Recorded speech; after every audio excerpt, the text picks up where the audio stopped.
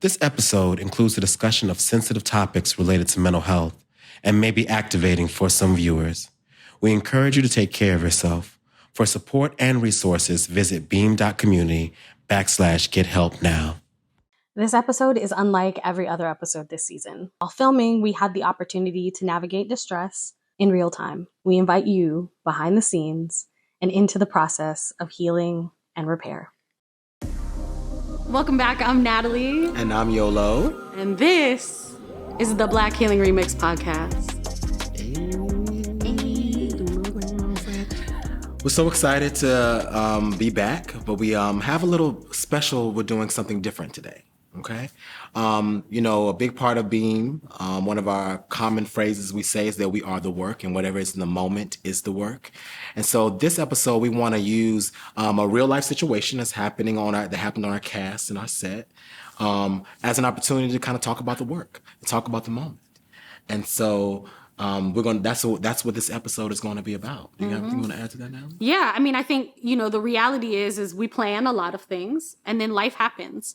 And so how do we navigate the life happening? And I think it's a perfect opportunity to practice what our beliefs are and to model it, to demonstrate it, right? And to fumble and recover. And that's really what practice is actually about. Ashe, because there's always the lessons in the failure. 100%. And that's where the growth happens. If you're not failing, you're not growing. Absolutely. And I feel like this episode hopefully will be a fruitful conversation for you as you are growing, failing, fumbling, succeeding, winning, and just figuring out how to navigate your own emotions and experiences. Essentially what happened is I was in conversation with Natalie, cameras were rolling, and I felt my energy shift. Baby, I looked over and I said, the battery has died. The battery has died. And I think in addition to the shifting, I had in my head a certain vision of where we were going, and it just seemed like we were going somewhere else. And so I was a little disoriented on top of being kind of my battery low. And then we cut the cameras, and then really people came into the crew came in very thoughtfully, trying to be supportive. But in that moment, I communicated that, hey, I just need food and I need a break. And I think people were offering me, a lot more framing about like, oh, this is how podcasts work. And this is, it's okay to be, that you're confused about where to go. And a lot of that for me in the moment felt like I was being mansplained to or gaslit in terms of just being honored in terms of like, hey, you need a break. You're feeling confused. Take a break. Come back. Mm-hmm. And so for me, that's a trigger for me. It activated me because I'm getting frustrated because I'm just like, hey, I just actually need a break and to reorient and need food. And I think people are thoughtfully and carefully, in a caring way, coming back and trying to offer me solutions that aren't really that are more about fixing the situation more than like, actually, I just said what I need and I need to get that.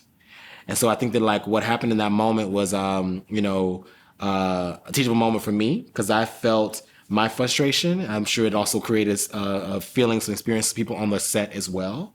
And then when we came back, after I had some talking with Natalie, we had a ton of process and I got some food. We had to talk about it. Came back because for me it was really important. I just don't want to come back to the space and then we not talk about, hey, what just happened? And then I shared, this is what I experienced.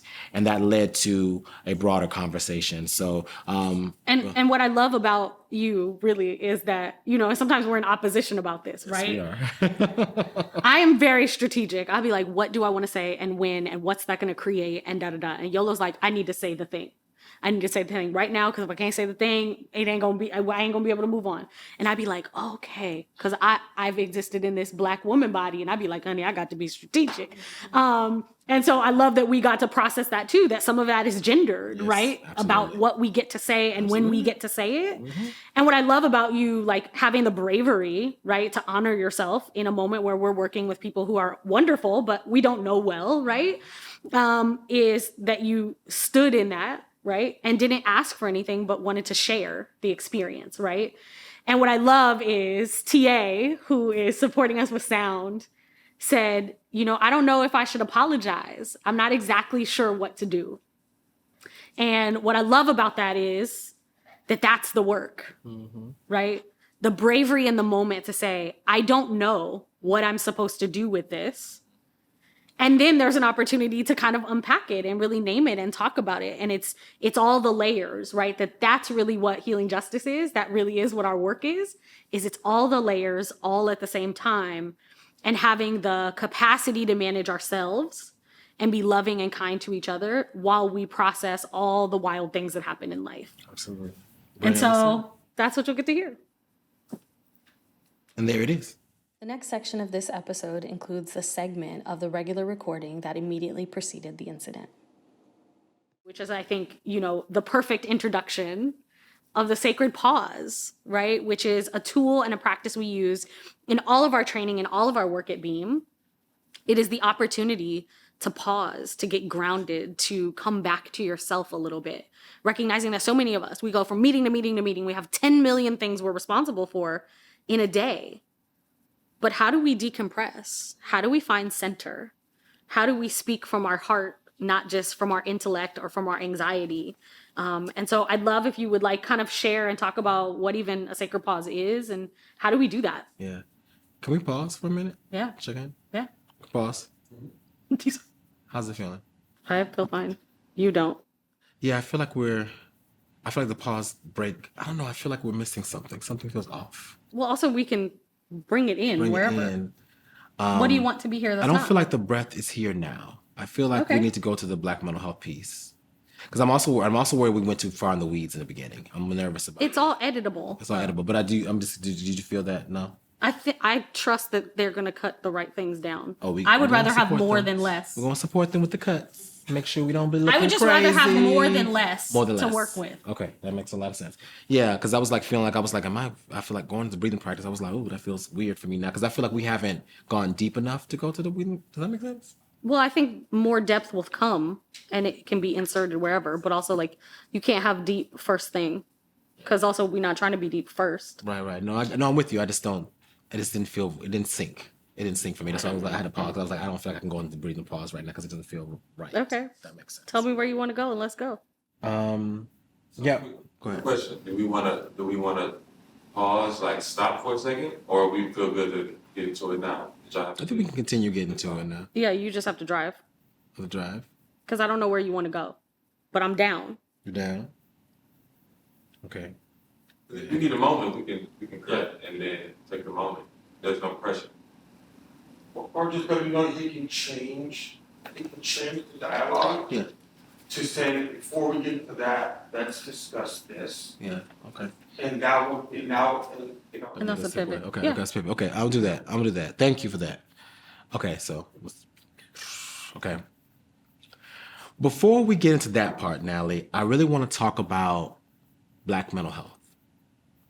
I want to talk about how we're in this political moment where everybody's talking about therapy and wellness and healing and realizing that we ain't always been there as folks. Some of us still ain't there. It's not across the entire community, right? Right. And I want to hold that, there's a beauty and power in what's happening, but there's also kind of funkiness with it. And the beauty and power is that now we're having this moment where we have conversations around trauma and healing and people are realizing things about themselves. And then the funkiness is I'm starting to see the ways in which people are using mental health to shame people. Girl, you just need to heal. I'm starting to see the ways in which people are not recognizing that access to care is really difficult for most of us. And difficult to navigate. Even if you have access, even if you have medical insurance and you have all the things lined up, now it requires bravery and tenacity to continue to navigate our medical industrial complex, which is not user friendly. No, it's not. This you know what I mean? It is challenging to be okay, how do I find a therapist? I remember calling my doctor and being like, hey, I want to get a therapist. And they were like, okay, well, what symptoms do you have? And I was like, first of all, who are what? And then they basically saying, I said, I want to make sure that the person is Black. And they said, well, we don't screen for race. We don't ask them what race they are. And I was like, well, how do I know they know what they talk? I was like, that ain't going to work for me. I need to know some specifics before I come and divulge what's happening in my life. Absolutely. Right. And I think that's true for so many people. Absolutely. I often say that it's important when you're building a relationship with a therapist, you recognize that just like every barber who got a license can't cut your hair, and every stylist who got a license can't style your hair, everybody who got a license as a therapist doesn't mean that's a match for you. That's the moment when you do the this is what I showed them and then this is what happened. Right. And you it went left so fast. Mm-hmm. And it's and so, but you have to know how to navigate that, right? That if you're in emotional distress and you're seeking help, you may not have the clarity of mind to be hey, so I want to make sure that yes. everybody doesn't know how to do that and doesn't feel the agency to do that. And so how can we build systems that make sense for the people who are using them? Absolutely, it makes sense. I love this piece. Another piece I think is really important too is holding this piece that I often hear people talk about. Black folks don't talk about mental health or have not talked about mental health historically, right? Not true. Right.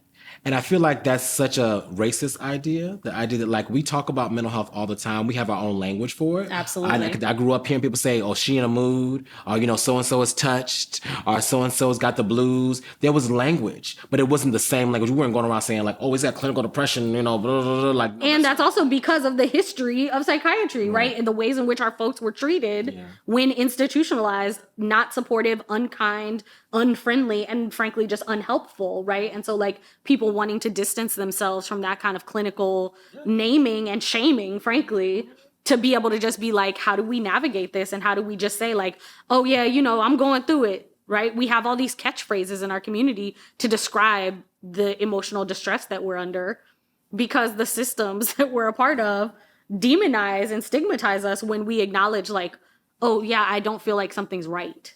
Right? Something feels wrong. And now we got to be shamed and like paperwork and all these different things. And I just don't think that's the way it has to be. Yeah. And it's not safe. I think it's the piece to talk about too. Like even as we talk about, we have to hold that even as we're talking about getting people to get into care, that so many of the dominant systems are not safe for them. Right. That like we know that Black folks who are experiencing mental health distress like are more likely to get killed by the police. We know that like not listened to and supported when they go to get medical care, right? Or when we go to get medical care, right? And so holding all those pieces is a part of the remix, right? We can't just pretend like, oh, everybody go therapy. It's like, that's not real life. Like, let's talk about real life and the real struggles. And also understand therapy isn't an intervention for everybody. Right. Like there are a lot of other strategies and tools that are really helpful. Like I think about tapping, which is, emotional freedom technique, which has been proven effective to work with veterans. A lot of like elders and folks love it. Like, as a strategy to manage anxiety, Absolutely. right? I'm thinking about yoga. I'm thinking about Reiki. I'm thinking about church. I'm thinking about all these things that are different things in our tool belts that can be helpful that often are dismissed or denied as really valid strategies for healing and wellness. And recognizing that, I think sometimes we think like we can only do one thing, right? And I think about like my first experiences in college with yoga. And low key, I really only took it because all the basketball players were taking yoga. And so I was like, I'm gonna do it too, right? And then I was like, oh, it's at 8:00 on a Friday. I don't think I can follow through with this. And also I learned that I got weak wrists. And so I was like, this is painful to me. I don't actually enjoy this. And so while there's some optics that I did enjoy, the wrist was weak. And I was like, yoga is it's probably not for me, right? And so being willing to try different things to find what is my thing, right? And I think in our community, trying and failure has higher risk in our community. And so sometimes people are hesitant to try different kinds of things because if you keep trying stuff, people are like, oh, you can't never find the right thing. You always doing something different. And it's like, yeah, until I find the right thing that feels good for me. Yeah, totally. Yeah. I have no idea where we're going. That's why I was trying to go to a sacred pause. I don't know where we're going. So I'd love to now like share a little bit about how some of the practices that we utilize, right? That we find helpful, that are empowering to us and that other folks can try on, right? I know, Yolo, you're offering a specific kind of technique that you utilize and that is helpful for you. And I'd love if you would like share that with us. Yeah. So one practice that I think is really helpful, that is really simple, is called box breathing, right? And so if you imagine a square or a box and you imagine it has 4 sides, the technique is really simple. What it is that you take a deep inhale through your nose, filling your belly for 4 seconds. Then you hold that for 4 seconds. Then you release slowly for 4 seconds, and then you repeat. And so can we just talk about this for a minute? Because when I do this, I be feeling like I'm gonna die. It'd be like 4 seconds hold, and I'd be like, oh, is it 4 seconds? It'd be like the longest 4 seconds of your life when you gotta hold your breath. And it's like, we've definitely held our breath for longer than 4 seconds. Yeah. But also that's like part of the anxiety, right? Is like, that's part of the surrender, is being with your body and like really integrating. And so like, for the folks who might be trying this for the first time, it might feel uncomfortable, right? Just like the first time we did anything. It probably was not like the most stellar moment of our lives, but I think there's some beauty in just trying things and seeing if it fits. And that's why our practices are consent-based, right? Because maybe today you like, nah, that ain't for me, girl, that ain't it. And other days you might totally be like, I remember this tool. Maybe this is a good thing for me to utilize. So let's try it today and see if today is the day. Yeah. I'm crashing. You're I was crashing. about- I was about to say. I'm crashing. Yeah. Energy's like, Yeah. I feel like I'm lost. Do you need sugar? What I do think you I need? need food, but I'm also like a little, I think we need the structure. I'm a little lost. I don't know where I'm going. And I think that I think it's good we're having conversation, but I'm just like a little like, wait, where am I'm confused. What do you need to help So you I think- be? Cut and reconvene. Yes. Yeah. So I think I need some food because it's definitely my lunchtime. It's like 1 o'clock, 2 o'clock. I'm feeling my body. Honey, Yes. Um, Cut it. and then I think I need to know. I think we need the structure. sound cut. It's all good. It's all good. It's okay. Yeah. When we returned to set, prior to fully shooting again, we captured some of the behind the scenes conversation. We want to share that with you. Supposed to fix it and actually tell someone why this is this, which is actually not helpful to people who are having a moment where they might be activated or just exhausted. So I want to share that because I just want to make sure I'm clear about that. Like it was very frustrating for me because I was just like, whoa, I am really having a moment. My energy's already low. I'm like already confused. And then I feel like I'm getting things that are not helpful when I've said what I need, you know? So I just want to say that and name that. No ill will towards anyone, appreciating everyone, because like once again, I recognize everyone's coming from this place of I'm trying to help. But I'm asking in the future that like, you know, with all of us, if there are moments when we just like, we need to pause or we need to refill something, let them have that. We don't have to go to trying to rationalize and our trying to fix it for them. Let them have their feeling and go to where they need to do. That makes sense. And I just wanted to share that, just not with the intention of y'all like to like, you know, I'm not trying to shame anybody or anything. Like we all actually clearly showed up in my moment, right? But I just want to name it because I'm not a person that likes to like sit and pretend like something didn't happen, and something did happen in the space. Appreciate it. Makes sense. Everybody good? Everybody still want to be here? Also, what did you say? He said everybody still want to be here. Want to be here. I know Yeah, be everybody like, wants nah, I'm good. YOLO doing a line. It's a line, sis. It's a line. His name is Yolo. He's already He's doing already it. doing a line. It's the most. No, we understand and appreciate you. And I think that's a piece of me too. Like it's like recognizing and holding that like when all of us are in these moments, we all have these moments of tension, of distress. We all are trying to respond in the way we know how to respond to support people. Mm-hmm. And that some of our strategies are different, are not as refined, or some are really developed, some of the thoughtful, whatever. They're what we know, right? And I think that like in that moment for me, it was just like, okay, wait. I actually, part I could have did differently was actually could have just said, I need a break. I need to actually step out. I actually don't need these other things that you all are offering graciously and thoughtfully, but it's not actually what I need. And it's actually making me more dysregulated. And what I think is like, this is what happens in the midst of things, right? Is like we don't have full clarity. We don't have capacity to be perfectly eloquent, right? And articulate something absolutely. Like those are ideals. That's not the norm of how life happens. No, it's not. And I think we punish each other when the norm doesn't happen instead of going, that's life. And let's keep rocking. Yeah, and let's keep rocking, but let's also keep learning. Yes. Right. So, like, you know, I think about the piece. Not keep rocking and ignore what happened. Right. Keep rocking. Keep rocking and learning and growing. And giving each other grace. Yeah. Because I think about like there's so many times in which I've shown up in spaces and communities where I could have shown up and did something differently, but I didn't know how to do something different. And that happens a million times a day to And everybody. I think that's like the piece about the real practice, right? But it also is a piece about like, you know, in that moment, it's like, am I listening to understand or am I listening to fix it? Ooh. Because if I'm listening to fix it, then I'm sometimes going past the feeling. And sometimes the feeling is actually the fixing it. Mm-hmm. The feeling is just like, oh, you feel that way? Okay, bet. Mm-hmm. Tell me about that feeling. As opposed to like the fixing it, which is sometimes we go to, I'm going to talk you out of your feeling or rationalize you as to why your feeling and emotion is not legit. And like or is not sound. And that actually is the gaslighting in many ways, right?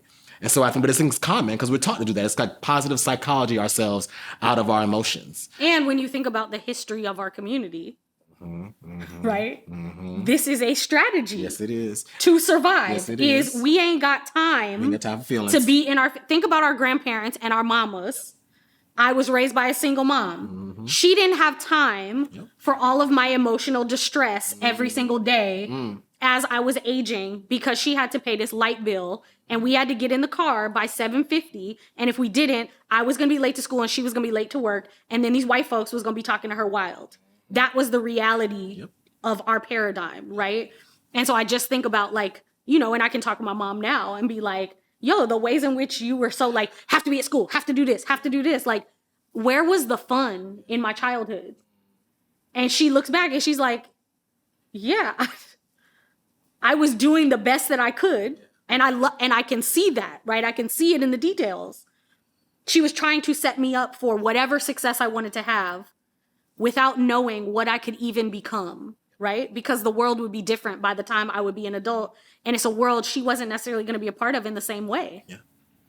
I love that piece you said about setting up for success, because I think there's an intergenerational piece to that, right?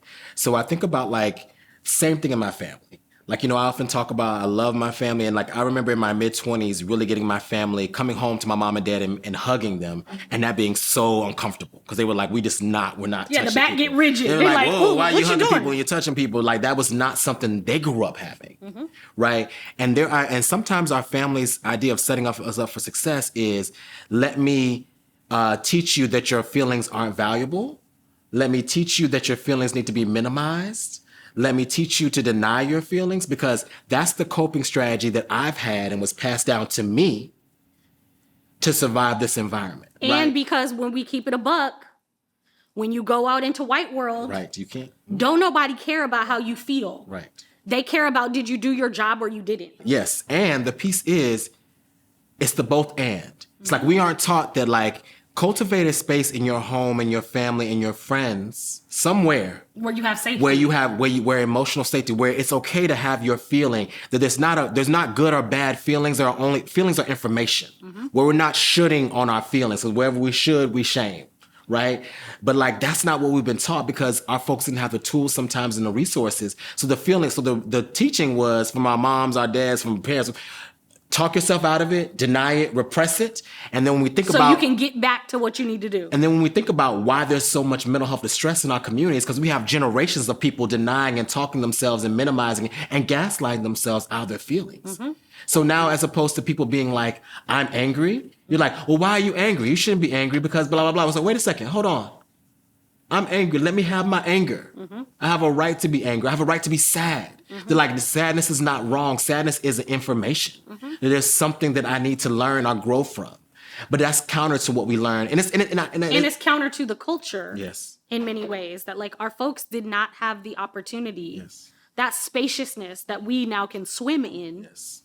They did not have. Yes. Yes. And so they're teaching us only what they knew. Exactly. And the challenge that I always have to our elders is, and I now live in a world that you don't fully participate in. That part. And so I express differently than you might, because I have more space to. An opportunity and privilege to do as well. Absolutely. That like we live in a different world where I don't have to suffocate my emotions in the same way to survive and navigate. I have other opportunities available to me. And I think it's also important too that even our imagining of history, that we recognize that there were Black folks who are our elders who also made those same spaces. Absolutely. Who made those spaces to heal. Even though the common norm may be, repress, deny, it is what it is, as opposed to, no, I feel grief. And because in every family, there's always one maverick who's like, nah, I ain't doing that. Yeah, yeah. What y'all on? I ain't finna do that. And everybody, we say they weirdos. Yeah. Oh, that's my aunt so-and-so. She a little... We do that to the person who's saying, this space is too rigid for me. I need more space. We sometimes ostracize them. All the time. And I think about my dad one time saying, oh, well, you think you know everything now. Right? And I was like, no, I don't think I know everything. But the things I know, baby, I know. Right? And and that shame that then comes back in the community when someone now has decided, I want more. I want something different. I want, you know what I mean? It's the same thing when you go to cookout and you're like, I'm a vegetarian. And everybody's like, what? And it's like, I'm trying to do something else. Like, dang, like, can you just get the vegan hot dogs? And like, can we move on? Like, why does it have to be a thing? But it has to be a thing if we don't have other things in common. Yes. There's multiple pieces I want to pull out there. Like, so the piece about the shame, recognizing that when we have this conversation about mental health and intergenerational mental health, that we're often bringing to elders, people we love in our family, our partners, sometimes insights that make them aware of themselves that elicit shame in them. Absolutely. Right? So we go back to your uncle or your father and say like, hey, when you did this actually was hurtful to me.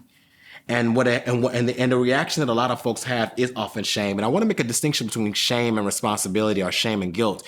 Is that shame says I am a bad person versus responsibility saying I did a bad thing.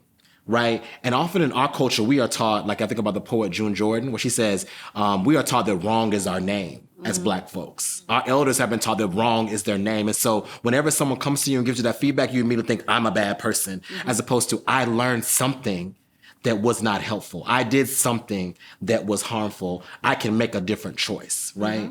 And so I think it's important that when we talk about intergenerational conversations, when we're having conversations with our elders, or just our folks in communities who aren't as resourced as us, like who may not be this ain't they jam, they ain't in this all the time, that we understand, we come in with compassion, being like, seeing that we were those people, we were that point too, right? Baby, I can say now 20 plus years doing public health and mental health work where I'm at now, but 20 years ago, I was out here doing the same dumb, like I can look back on choices I made, which were reflective of what my parents taught me, who just passing down what they knew. And now I can have different strategies and tools, which have been intentionally held back from Black people, right? Strategies and tools that have been intentionally held back from us, frameworks that we were not giving access to. And so now we have the privilege to be able to hold that. But I can also see that have the grace, because when I see somebody showing up in a way that people be like, oh, I can't believe they're acting like that, I see myself. And I think it's also such an opportunity to have curiosity. That like, when I am activated, I'm immediately like, what's happening for me? Like, what is this eliciting such that I'm having this emotional response? And I think we've been shamed out of curiosity. Curiosity is dangerous. Come on, say that. And so that's the first place I want to go. I want to first go to curiosity. What's being awakened in me? And why? What's the opportunity here? And then when you think about we've been shamed out of curiosity, we've been beaten out of curiosity. Oh, 100%. Like so much of, you think about intergenerationally what Black folks, what we've had, our forefathers, our grandparents had to do, it was, or chose to do to protect us, was like, I got to beat the curiosity out of you because the white world will kill you If for you're you're curious. Yes. And so Like even literally kill you. Yes. And so now we have generations where in many ways that's still very true, but shifted in some contexts. But the behavior is still global, as if we don't have opportunity to be curious in some places. And that psychic knowing of like that many of us didn't make it. Yeah, because Right? we're curious. That's embedded Yes. in our DNA, Yes. that protection of don't do too much. Yes. Because you know it ain't actually safe, right? Yeah. And whether we contend with that each day or not, I think depends on the amount of privilege we hold, right? I think about my safety as a woman existing in a female body, right? Like, I think about physical safety all the time. 24 hours a day, 7 days a week, I sleep with my bedroom door locked in my own house. Because I go, but let me have all the barriers so nobody can say, well, why didn't you da-da-da-da-da, right? Because we know that when women experience violence in the world, people ask them, well, why didn't you X, Y, Z? Yeah. And so as a Black woman, as a queer woman, I have all my markers. I go, well, did I do everything? So that when something bad happens, I can say, no, I did everything. It's not because it was my fault this time. And that's the subtext to many of our experiences, is we're trying to put up these parameters so that we know we checked all the boxes to say that it equals the right thing. So we should have good mental health because I did all the things. And then when it's still, all the things ain't showing up because we might be experiencing mental illness that might be ongoing, right? Then we're in even more distress because we're like, I did the things. I went to the yoga. I did this. I went to the therapist. How come I'm still not well? And it's like, because well ain't a landing point. It ain't a destination. It's a thing you're going to constantly interact with. So reflecting back on that, an affirmation for me in this moment, because I like to close the space with an affirmation. And maybe I have multiple affirmations, okay? Honey, you can have all the ones you want. The first affirmation I have is, I don't have to be embarrassed by my anger. I know that I come from communities or environments where I internalized that I should never feel angry. That it's not okay to be emotive. And I think some of that came from me seeing people be emotive and me experience the ways they were emotive and maybe feel even my own feelings about that. But I'm trying to honor that my anger, my frustration is valid and okay. It's okay not to be people pleasing in an appeasement mode all the time. And so I think that's a big lesson for me. And it's also, I think another affirmation for me is also honoring that, you know, that our folks care, our folks show up for us and care, and with what they know how to show up and care with, right? And that it's not coming from a place of like, you know, of ill intent. It's just like, no, I'm trying to help, and sometimes we don't know what the thing to help is most useful. I think you said about what TA said, like, I don't know, and that's one of the most powerful things you can say when it comes to mental health and healing work. I don't know, Because now there's possibility. now there's possibility and there's honesty, as opposed to like, you know, scrambling, which is really easy. And what we're encouraged to do, because I feel like we live in a culture that tells us like you're supposed to know what's happening. You're supposed to know how to fix it. And honey, we just don't know everything. We don't. We ain't going. Praise God. This ain't Ask Jeeves. We don't know everything. We don't know. Ask Jeeves, is that still around? I don't know, but I've heard That's a very someone random say, reference that you just brought up. You know, this brain of mine, it'll take you places. So for you, you know, being a part of this as well, what's an affirmation that you were taking away from this? I think I'm taking away and like standing with that. Being with people in the process is sometimes the most powerful thing you can do. That I come from a world where I have to have the answer, that I have to know what to do, I have to know how to delegate. And sometimes it is doing this and going, we gonna figure it out. And not having to have the answer. And I think that is the beauty and the liberation in the moment. So that's what I'm taking away. Thanks for joining us. We're just delighted to be able to do this work. I'll speak for myself, but I know this is true for you too. I'm delighted to do this work, to be in conversation, to talk about the hard, messy, sticky stuff, because it makes us richer, fuller, and more beautiful. And so wherever you are, we just are sending you love and peace and safety and all the things that you might need. Want to encourage you to think of your own affirmation and to let you know that we are rooting for you. We see you and we can't wait to be back with you. All right.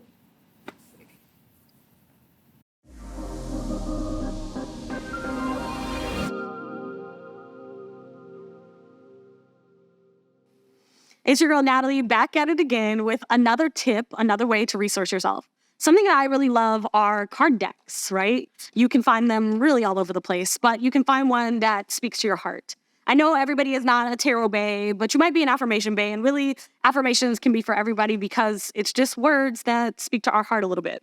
I love to do this first thing in the morning, right? You can find a deck that speaks to you and maybe shuffle a little bit, maybe put some energy on it, right? And just pull a card. This one says, I'm exactly where I am supposed to be. It's an opportunity to check in with yourself, to take a pause, to remember that you're greater than your circumstances, right? You might be navigating some hard things, and some kind words often help us. And so maybe a deck is a thing you want to try out this week.